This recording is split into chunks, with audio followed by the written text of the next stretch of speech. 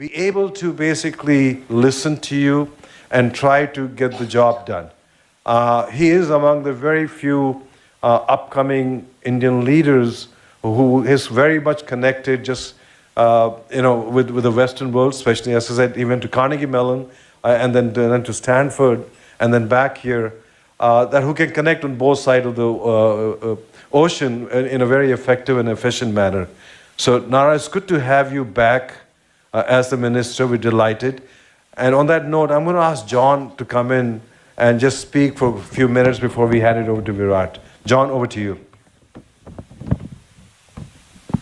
When you look back 10 years ago, that was going to occur here in India, there was almost a overconfidence from us in America that we could help you make that transition.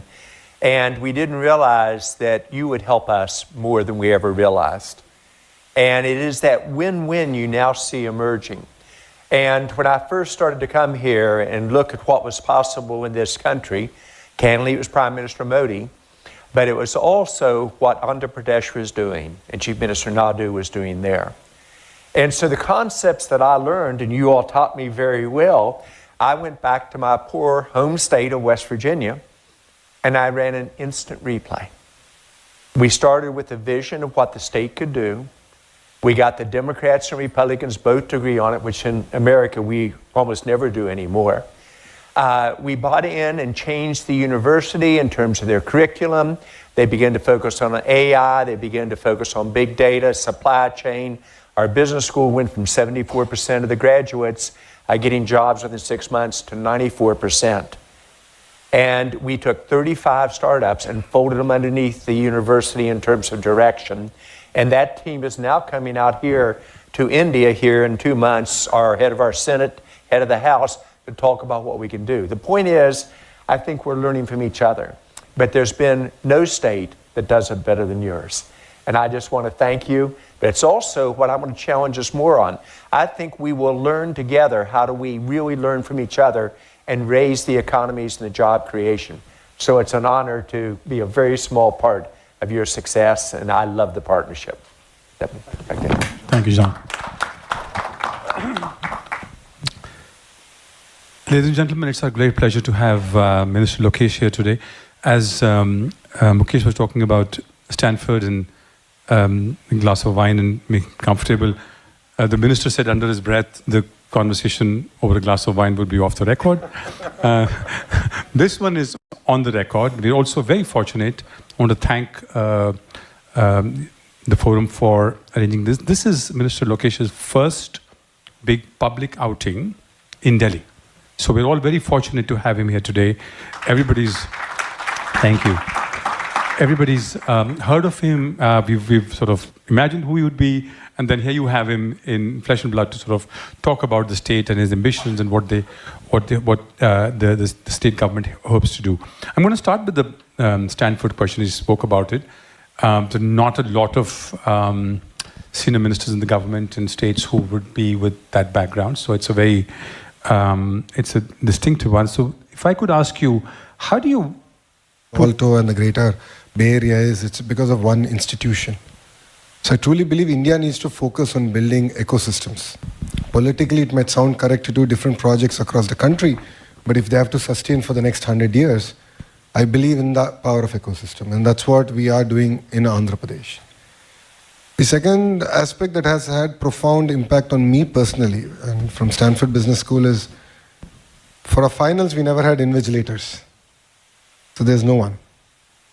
And that left a profound impact on me on the need to build character and integrity and make that part of our culture, our rhythm, and in education. So when I did talk about this to our Chief Minister, Mr. Naidu, he said, good. So you have to deal with human resource development, PG and skill development, and IT and electronics. So you can do that better. And that was the task given to me. Thank you. I'm going to jump right into another project that Andhra has taken immediately after election, something that is quite unique. The Prime Minister has announced the 𝗩𝗏𝗏𝗏 Bharat project, which is 2047. And then Andhra, as one amongst the first states to have announced what is called Swarna Andhra 2047. This is a very unique state-level project, also very much in keeping with Mr. Naidu's vision, pioneering everything, going out there, doing it, taking the big targets, putting it down for themselves, for the bureaucracy, for the stakeholders, businesses, and has a lot of sectorial policies that are in that. I'm told there is industrial policies, renewable energy, IT, GCCs, data center, cloud, building on the vision of a tech-driven Andhra. If you could elaborate a little bit about that, because it's not, I think it's one of the few and unique propositions from a state. So if you could just elaborate on that a bit. No, the Honorable Prime Minister pre-election did talk about Vikasit Bharat. And taking a leaf from that book, we said, let's now focus on Vikasit Andhra Pradesh. And we broadly laid out the vision of what we want to achieve. And then we are now going back to our electorate and asking feedback on what we should do. So it's a people-led movement, number one. Number two, as a state, taking from my first question, as a state, we believe in the power of ecosystems. So if you look at the state of Andhra Pradesh, we are peculiarly a long state. We have the second longest coastline. So each district is a geography for administration in India. Each district, we have specific focus areas. So if you take the southern bit, we want to focus on automotive manufacturing in one district. Renewable energy is a big thrust area. It's not just about solar, wind, it's about the pump storage projects. Close to 72 gigawatts is going to get built out in the next 5 years. Then you have the two other districts which are focused on electronics manufacturing, which is the Chittoor and Kadapa district. So like this, we have very district-specific focus areas. So coming to north of our state, we're going to focus on data centers, big data, the entire chem and pharma hub. So there's a lot of specific focus areas, and then we go back and say, what should each department do in order to achieve this vision? So for me, it's very clear that I have training institutes in the government. The ITI is polytechnics. So we're going to train manpower for tomorrow. So let's talk about all the green jobs we can create in one district. All the civil aviation jobs we can create out of one district.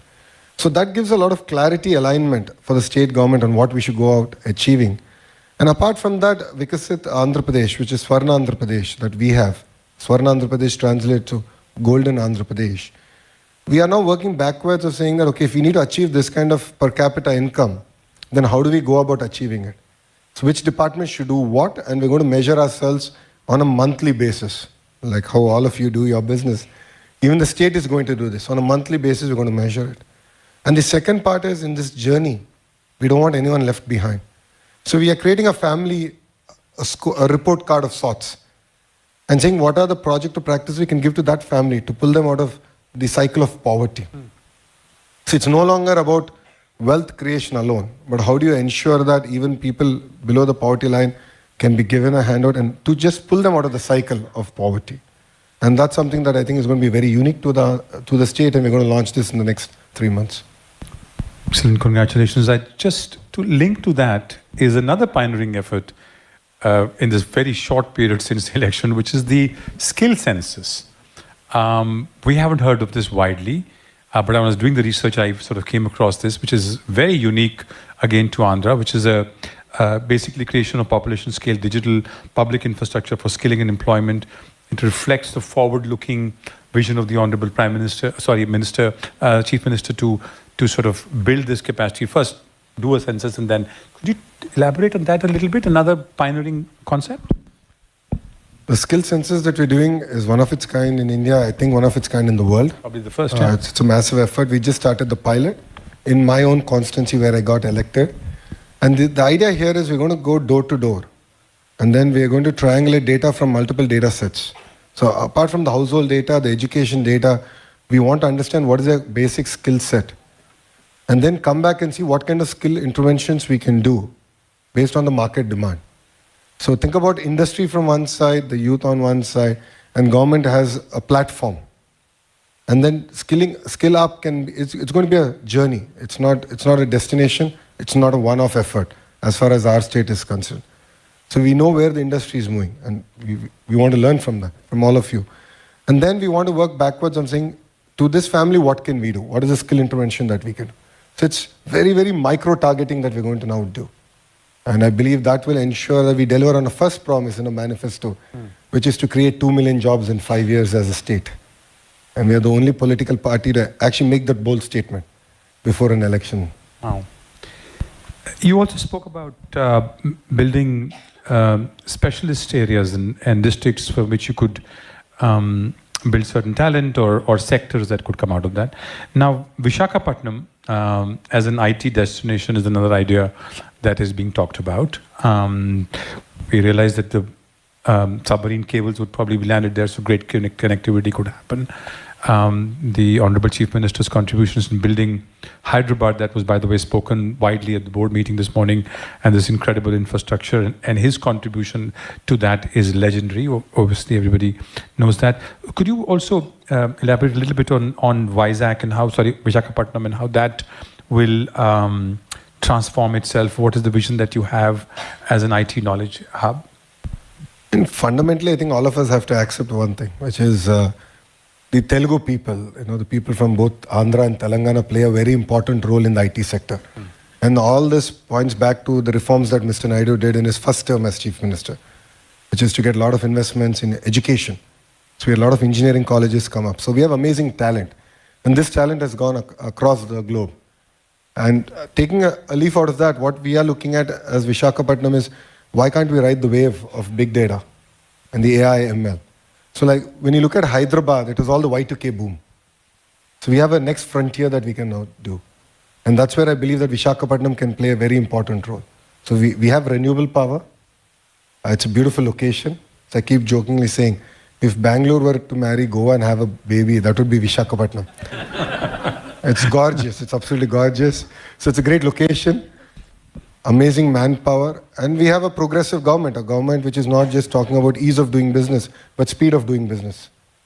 Because though lot other states have done on ease, but speed is the biggest challenge, because investments have just gone up. And even a month, 2-month delay throws your entire business plan out of whack.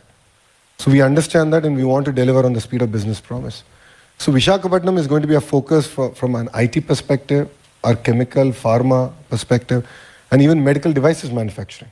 So it's going to be a hub. We're going to do the entire ecosystem. All the ITIs, the polytechnics, all the engineering colleges there are going to focus on creating world-class curriculum and delivering on that promise. I'm going to turn to a bit of a sobering topic, something that you faced immediately after the government took over, which is this devastating and the floods that hit the state. I think in a space of 2 or 3 days, centers, including urban centers, were deep underwater. The response, what I learned secondhand, of course, of the Honorable Chief Minister himself, the bureaucracy, parking their vehicles and buses next to that station, having meetings there. Some of the officers told me that the Honorable Chief Minister would roll up his trousers and be in the flood water often, almost every day. But I don't think we've seen that kind of response anywhere. Plus the use of technology, not just the emotional touch, but also the use of drones, AI, big data, using drones to deliver food packets on buildings, and then saying we can't do enough because we can only do one building at a time, and up to 40 kgs of delivery on a drone. That was remarkable. All of this coming together for disaster management, again, something we've never seen in India at this scale. One of the officers told me that he knew in which lane how many refrigerators had been spoiled because of flood, and then worked with the private sector to kind of have that fixed. So could you talk a little bit this, I know it's a disaster, it's a terrible human tragedy, but also incredible opportunity to learn about disaster management using technology and human touch in equal measure. The flood that we had recently was 1 in 248 years event. And as things are changing, and we're going to have once in a century events happening more often. So as a state, we understand that. But this flood definitely caught us off guard. It was a flash flood. In greater parts of the city, we had more than 6 foot water. So, and it was the first time that we had to handle floods. As a state, we've handled cyclones, and we have expertise in that. But then Mr. Naidu, being Mr. Naidu, said, why can't we use drones for delivery? And I remember quite a few of the operators saying that's not possible. I mean, we've used it for agriculture purpose. being an Indian, we call the Jugaad model. We had a basket fitted, let's say, let's try it. And success, we actually managed to deliver food. I think I wouldn't say that it was the best model. I think it was a great beginning because we didn't have enough of drones. So I wish I had 2,000 drones. Then I could have delivered breakfast, lunch and dinner to every house. But I just had about 40 drones. And with that 40 drones, we did do a pilot. And I think it clearly gave us a direction of what India can do. Now, we're seeing other nations use drones to kill people, but I think India shows the way of how we can use drones in terms of relief and rehabilitation. So I think there's a lot of work that we've done there. Saying that, the second bit was the entire rehabilitation. So relief was done. How do you pay money? How do you rehabilitate people? Again, we put all the models out. We had a sandbox. All the images of the water from CCTV, from our drone footage was put out there. We had all the education institutions across the country and in Andhra Pradesh take a look at it, give us suggestions, start working on the models to tell us at what day, what level of water was in which area. So based on the amount of water outflow to the terrain, to where it's getting discharged, we could understand that better. So our rehabilitation, the money we were giving, it was amazing. We did this entire thing. 15 days after flood water receded, we doled out the money.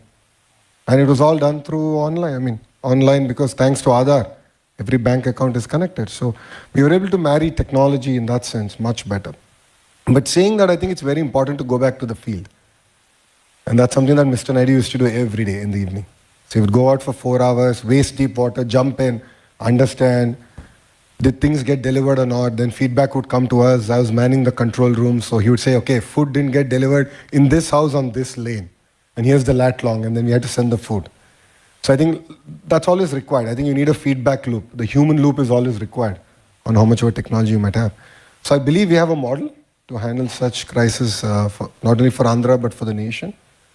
And one task we have taken up as a state is we'll get about 2,000 drones in the agriculture sector. A lot of the spraying, the pesticides and so on and so forth actually can be done using drones. And then during an emergency, we can pull it out and use it for relief activities. So I think it's a great learning experience. And as a country and as a nation, we're just learning on how can we use this technology far better. I just want to stop here for a moment and just applaud the incredible work that the government and the chief.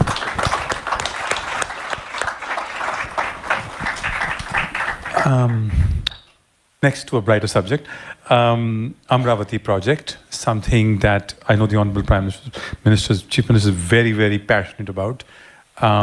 It could be, or should be, India's first ground-up AI capital, full of technology, built on the best plans, sustainable, everything that we can dream of. So if you could tell us a little bit about the vision behind the Amaravati project, also called Amaravati.ai, which is a very interesting subtitle for a capital city. How is it going and what is the vision? Because investors would really like to understand that. It'll be a state, a capital that will compete with several very important capitals in the south. With other capitals in the world. We're going to compete with other capitals in the world. Right. And that's our aspiration as a state.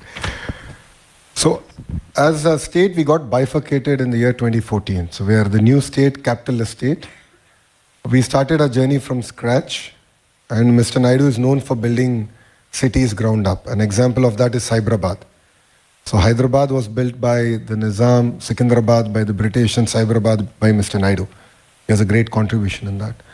So he's known for it. And he brought the same vision, but he said, let's do this from scratch. And a completely green field.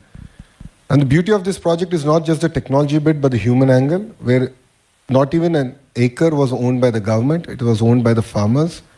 So we pooled the land from the farmers, where developed land went back to the farmers. So how do you make farmers part of this growth, the economic growth that we're going to deliver? So and that's very unique in that sense. And we started off with that project. It is going to be India's world-class city. It's going to be all green powered. It's a city that's going to have district cooling system. Like how we have power, water coming and gas coming home, you'll actually have air conditioning coming as service. So we're looking at various efficient models that have been deployed across the world that can enable us to leapfrog as a city. That's one part. The second part comes to the entire knowledge bit. If you look at it, we already have India's premier institutes like SRM, VIT, already having campuses there, and they're creating world-class students, faculty coming out of that area, and more campuses are going to come. So that's where the entire knowledge economy is going to get kickstarted. And saying that, as a government, we are very passionate about real-time governance. We did this in the past between 14 and 19. But now things have changed. Now government can be in your phone. So why should you go to office? And single question is that. So when you push a button, you're able to watch a movie. When you push a button, you're able to get a cab or groceries or lunch or dinner. Why can't government be that responsive? And that's a straight question that I get asked by the Honorable Chief Minister. Saying that, phase one, we're working with various platforms, and the phase one, we intend to deliver about close to 100 government services via any platform to your phone, number one. Number two, we want to use AI, and we are in talks, we are actually piloting it. And there are amazing examples of how AI can sort of improve the efficiency of government delivery. And the various instances where I believe we could have done much better than we did in the past. So you'll see in the next 100 days AI being deployed in governance, and also helping ministers, bureaucrats take decisions. So we already started this project where we have a digital twin for every minister. And based on the entire social listening, based on the feedback from various sources, it would advise that these are probably the 5 areas you want to pay attention in this week. So we're giving these insights to the ministers, and then we have this entire feedback mechanism. We understand sentiment across various ministries far better today. So 100 days from now, I think I'll be able to present it actually in front of everyone. And then we want to then go down, have a digital twin for every member of Legislative Assembly, so they can understand better what are the pain points, what are the things that we need to now focus on. So 2 quick points. Firstly, knowing Mukesh, he would tell me that if you're going to do that, please do it at US India Forum, the 100-day plan. We would love to have you over and have you present this to the investors. They would love to see this. We would be honored if you would do that. And again, ladies and gentlemen, remember, 𝗓𝗏𝗡𝗏 not competing with the best capital cities in India, but with the world. That's the ambition, that's the plan. Quite incredible. And thank you for sharing that. You spoke about knowledge hubs and universities and Andhra Pradesh's Knowledge City initiative, which is focusing on knowledge, and also looking at building these world-class universities. I can count 4 AI universities: skill, sports, and logistics. Could you elaborate a little bit of the plan here and how it plays into the vision that you've just described? So we're now working with private universities, global universities now to come and invest in our state with a clear vision of what should come in which district. So one university which got added to the list was the entire Civil Aviation University. So we're working with GMR, which is the world's second largest private sector airport operator. And we're working with them on actually building a Civil Aviation University in Visakhapatnam, because that's where we believe that it can be the hub for it, and where 25% of the global workforce can actually come from Andhra Pradesh. Logistics is going to be closer to where the ports are. Nellore is one district which has a good number of ports. We want to do it there. So with a very sectoral focus, we are now encouraging universities to actually come, start their campuses in Andhra Pradesh. And I'm fortunate to have both hats, Bharat and India. So Bharat hat is the Human Resource Development Ministry. India, of course, is the IT Electronics Ministry. So I'm lucky to have both, and I'm able to steer in terms of policy and what is required. So I keep saying, one size does not fit all. That's quite clear. Things have changed substantially. And what we can deliver is speed of doing business. And as a state, if you see a lot of institutions that wanted to become deemed universities, we created a policy for them to do that. And a lot of universities that want to start from scratch, it's going to be tailor-made for them based on their investment, the sector that they want to enter in Andhra Pradesh. My last question before I ask you to just make a general comment to the investors in the room is that Mr. Naidu was known to be ahead of his time. The policies that you've just spoken about, all of them seem to be either keeping with time, some ahead of their time. At least 2 of them that you mentioned, there are first initiatives anywhere in the world competing with the best capitals. What do you see as the challenges in getting to this vision over the next 5-year period? As you rightly said, Mr. Naidu is always ahead of his time. And as a political establishment, we tend to put the cart ahead of the horse. And you've seen subsequent elections, we have not been able to win.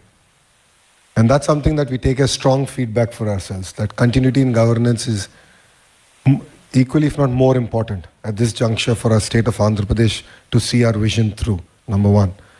Number two, whatever vision I've shared with you is something that I've already discussed with the electorate, and we go back for constant feedback, and we will involve them in the entire process. And the last bit, I think even the political class or the bureaucracy, I think the last 5 years was a slumber. So I think it's taken us a bit of time to wake everyone up and say, let's move. And with a kind of renewed interest and energy that Andhra is now witnessing, creating that momentum is going to be very critical for us as a state. I think these are the clear three things that we want to go about delivering. And I'm sure that these three delivered, then Andhra Pradesh should be the first $1 trillion economy in India. Thank you. You have some of the largest investors from the United States in this room, existing and potential. What is the message that you would like to give? What is it that you would like them, the process in which they can engage with the government? Few words for the delegates who have flown all the way to be in this meeting. Thank you very much again for having me here. I'm honored. See, Mr. Naidu is a veteran. This is the 4th term. He's the Chief Minister of Andhra Pradesh. But he brings renewed energy. Just to give you an idea of the kind of mandate we got, out of the 175 constituencies we contested, we won 164. That's a 92% strike rate. It's the highest ever even we've witnessed. Saying that, out of the 164, 88 of us are first-time members of Legislative Assembly. In his cabinet, 17 ministers are first-time ministers. So a lot of fresh faces, a lot of energy to do good. All of us are raring to just get going. Andhra Pradesh is, as I said, a very long state, which lends itself very well for decentralized development with clear sectoral focus. As I already stated, we believe in the power of ecosystems. And we are here to deliver on that ecosystem. A lot of work has already been done between 14 and 19. It could be renewable energy, it could be the automotive, the mobility sector. Electronics manufacturing is another great area where a lot of work has already been done. Biofuels, aquaculture, pharma, then you of course have the entire medical devices manufacturing, the IT space. So the state lends itself very well for investments across all sectors. And the beauty of our state is we can potentially be a net zero in terms of carbon emissions as a state. Surely because of the 72 gigawatts of renewable energy that is going to come online by the end of our term, which is 2029. So as a state, we are competing with other states, no second thoughts about it. But one thing I can promise to you in Andhra Pradesh is speed of doing business. That's something that other states cannot promise. We will deliver on that.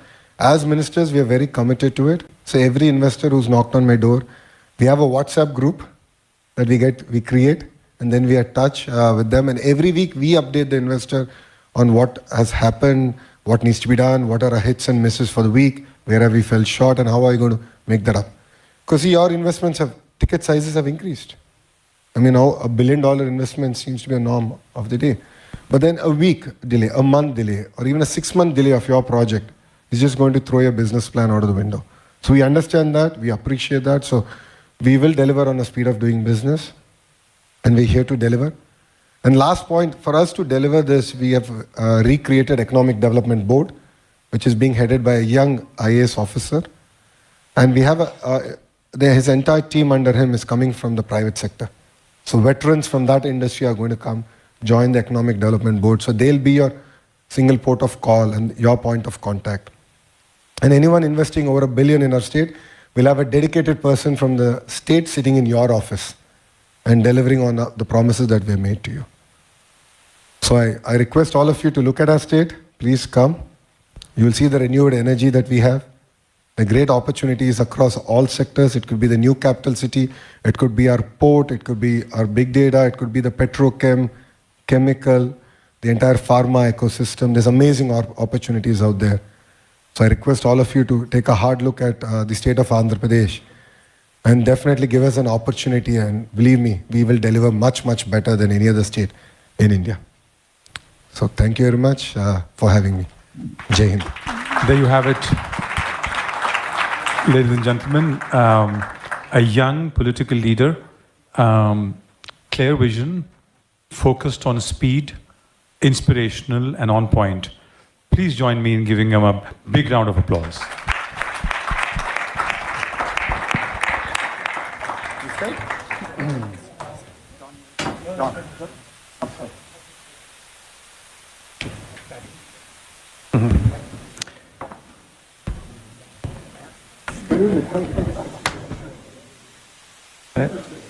So thank you, Sri Lokesh and Mr. Bhatia, for such a thoughtful and insightful conversation. We're now going